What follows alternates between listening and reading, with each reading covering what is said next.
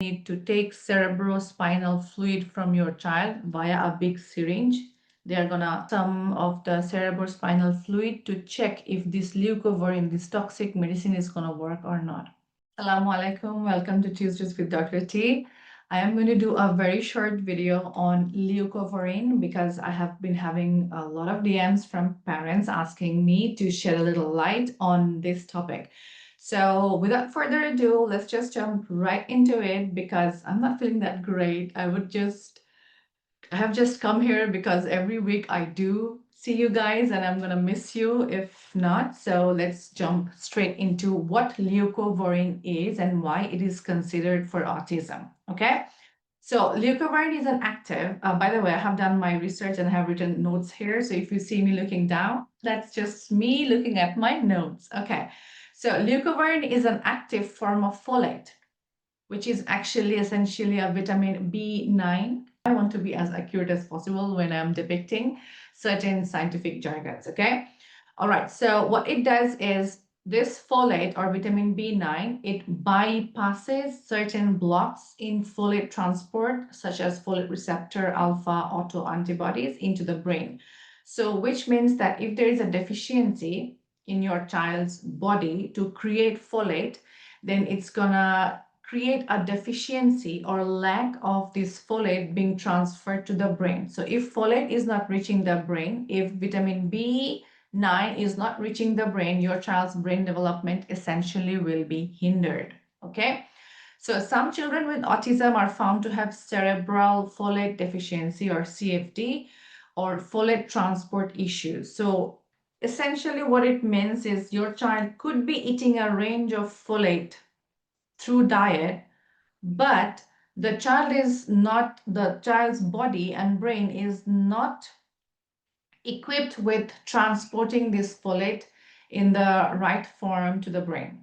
Okay, so which is why we have to work on it either ways, through working with medicine, which I kind of avoid as a pharmacist. I don't like medicines, at least the modern medicines, that is.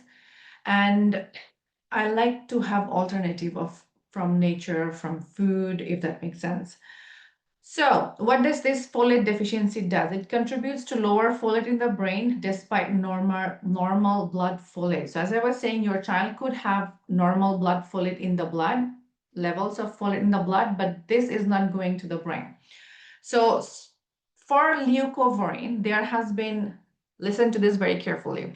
For leucovorin, there has been small trials, not big ones, so you're not 100% sure if this is actually safe and accurate. Small trials of high dose polinic acid or leucovorin have been used, and it has been shown to see improvements in speech, social behavior, other autism core and associated symptoms in children. Which is why, like, here's the thing.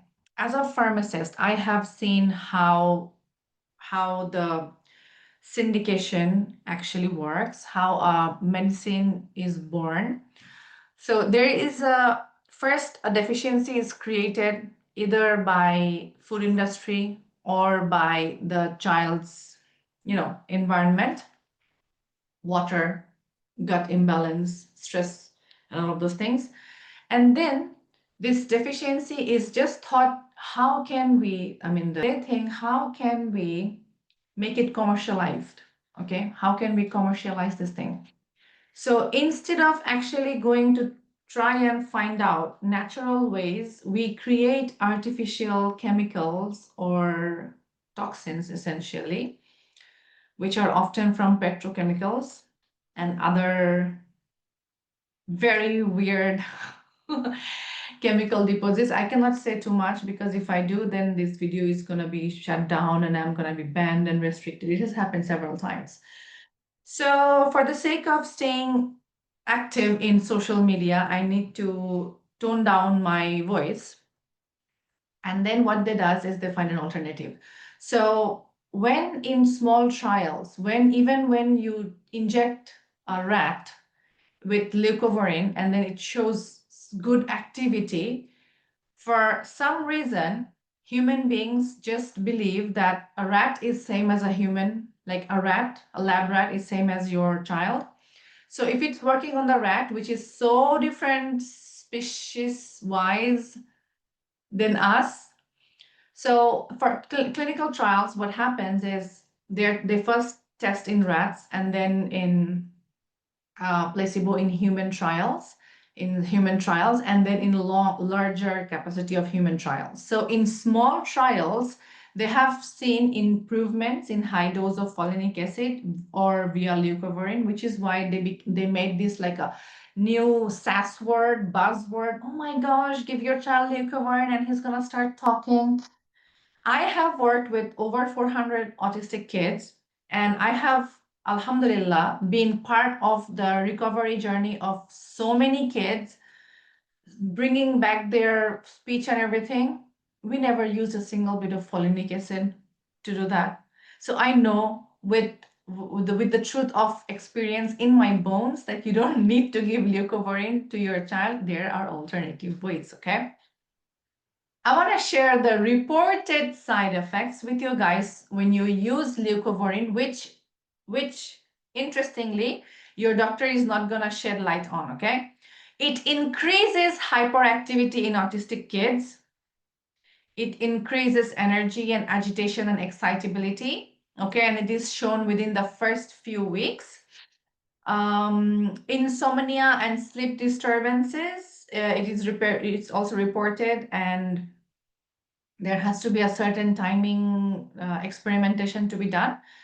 It also increased tantrums and irritability in autistic kids. It increases headache, and there are other mild adverse effects like, common adverse effects, which PubMed has already established. And I'm gonna share the link to these reports in my, in the description of this video, so you can watch that. You can go over there as well. So, what is not known? What is potentially unknown about leucovorin that your doctor is gonna miss out on? You are in the right place, because I'm gonna tell you. Number one, it has long-term safety issues, because these trials are relatively short, weeks to a few months. But when a doctor is prescribing leucovorin for your child, it's going to be used for a long period of time. I myself, when I'm working with a child, I say to the parents always that you have to follow this protocol for at least 2 years. So if I'm giving leucovorin for at least 2 years, can you imagine? You don't even know, no doctors even know what would be the long-term safety issues. I don't know. Number two, who responds best? There is a variability. Not all children benefits from leucovorin. The presence of folate receptor autoantibodies or certain gene polymorphism seems to predict better response. And in that case, you will even not know. So essentially, to know if this leucovorin is going to work for your child, you have to actually do more invasive genetic testing to find out if this is going to work or not. I mean, what shoddy business is that? Okay, and by the way, gene therapy, gene testing, those are very expensive. I just have to say this out loud, okay? For me to feel peace with myself. So people are willing to pay $10,000 for stem cell therapies, but when they come to our clarity calls and they talk to me and they say, Dr. T, you're expensive. I cannot pay $6,555 to you because you were expensive. I don't have the money. And these are the same people who DMs me asking, what's your thought about stem cell therapy? And I know that stem cell therapies are 2 times more expensive, even just one session. One session is 2 times more expensive than my entire protocol, which has proven beyond a shadow of doubt that it works if you really do the work, if you are patient enough to do the work. There will be 3 or 4 kids who are the hardest cases. For those cases, the moms need to not give up and stay on track and keep connecting with me. Once in a blue moon, there will be a mom who got hit by this severe issue, which we are having longer, need of longer time to solve with. But they rarely stick with me. They rarely stick with me. You know what happens is after a few months, they think, oh, it's not going to work. Let me try another thing. And it's like a cycle of being disheartened by one thing after another, because sometimes even the best protocol needs time and tweaking and supervision, which is why I'm here to guide my students and you if you choose to join us. So the third thing is possible interactions or unintended effects in specific situations. So for example, it can actually contribute to other severe medical conditions, and it can interact with other supplements that your child is currently having. Okay. So key message, what is the summary of this video? The summary of why you should not do leucovorin, according to me, a pharmacist with a PhD, is this. Because leucovorin is sometimes used off-label for autism. So off-label means it's not officially approved for that indication. Leucovorin is not officially approved. So why are you being told to use it? I have no idea. All right, so you will need a medical professional involved in monitoring every single day, pretty much. When was the last time your doctor, your pediatrician, actually gave you a back-to-back appointment? I believe you get an appointment with your pediatrician after several months of waiting, if not weeks. So let's say today you have a problem with leucovorin, you will have to wait 2-3 months or even 2-3 weeks at the minimum to be able to talk to your doctor. And within these 2-3 months or weeks, you don't even know, should you stop it? Should you keep on going? What do you do? What do you do? Okay, the other thing is if side effects like irritability, sleep, and hyperactivity emerge, they might improve over time, but you need to have a lot of additional support to subside those side effects, okay? And testing wise, you have to do the testing of the folate receptor antibody testing plus genetic testing for folate metabolism polymorphism, or sometimes you might even need to take cerebrospinal fluid from your child via a big syringe. They are gonna insert this syringe inside your child's brain and pull out some of the cerebrospinal fluid to check if this leucovorin, this toxic medicine, is gonna work or not. I find this whole situation completely gaslighting. I don't know about you. So let me know in the comment if you are still interested to use leucovorin for yourself, your kid. If not, there's always an alternative. So for folate deficiencies, because it's a different form of deficiency, you cannot DIY everything, okay, hon?